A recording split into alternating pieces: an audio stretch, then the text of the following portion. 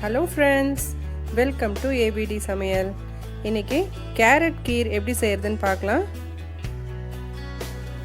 கோவா செய்கிறதுக்கு கொஞ்சமாக பால் பவுடர், நெய், 4லேருந்து 5 ஸ்பூன் சர்க்கரை, பாதாம் முந்திரி, 2 கேரட்டை நல்லா கழுவிட்டு ஸ்கின்னை பீல் பண்ணிட்டு எடுத்துக்கலாம். ஃப்ளேவருக்காக 2 ஏலக்காய், காய்ச்சின பால் 750 ml நான் எடுத்திருக்கேன். இதோட அளவு பார்த்தீங்கன்னா பெரிய கிளாஸ்ல ஒரு 3 கிளாஸ் வரும். இப்போ எடுத்து வச்சிருக்க இந்த கேரட்டை நல்லா திருவி எடுத்துக்கலாம்.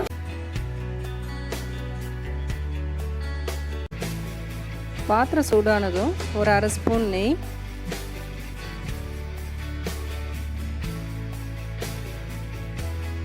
பாதாம் முந்திரியை சின்ன சின்ன பீசஸாக கட் பண்ணி இப்போ நெய்யில் வறுத்து எடுத்துக்கலாம்.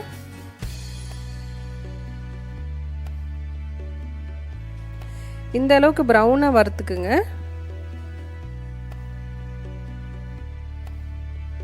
1/2 ஸ்பூன் நெய், துருவின கேரட்டை நெய்யில் சேர்த்து நல்லா வதக்கிக்கணும்.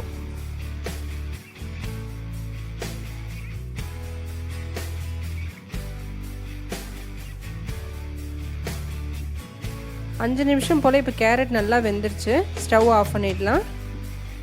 கேரட் நல்லா ஆறினோன்னு அரைச்சி எடுத்துக்கணும். இதில் கொஞ்சமாக பால்,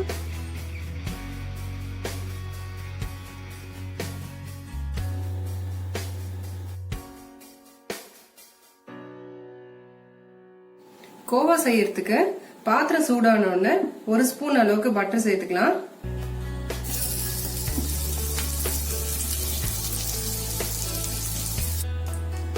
அஞ்சு ஸ்பூன் பால் பவுடர், இதுல 3/4 கப் அளவுக்கு பால் சேர்த்துக்கலாம்.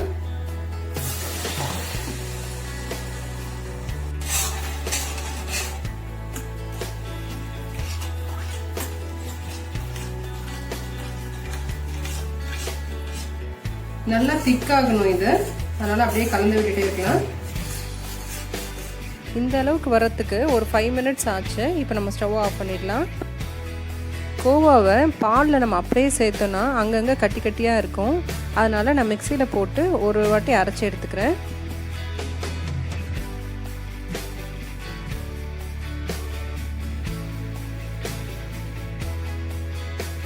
காய்ச்சி வச்சிருக்க பாலை இப்போ இந்த பாத்திரத்தில் ஊற்றி லேசாக சூடு பண்ணிக்கணும்.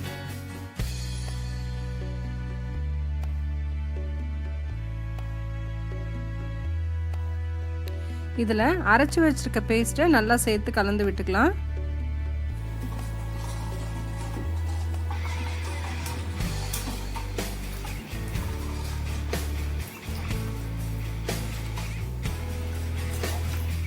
நாலுலேருந்து 5 ஸ்பூன் சர்க்கரை போட்டுக்கலாம்.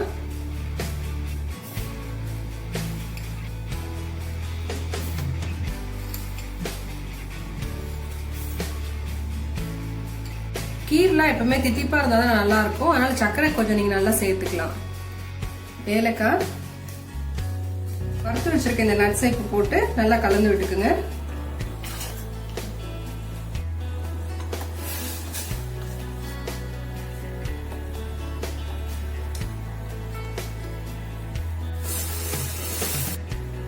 ஃபைவ் மினிட்ஸ் நல்லா பாயில் ஆனோன்னு ஸ்டவ் ஆஃப் பண்ணிடலாம்.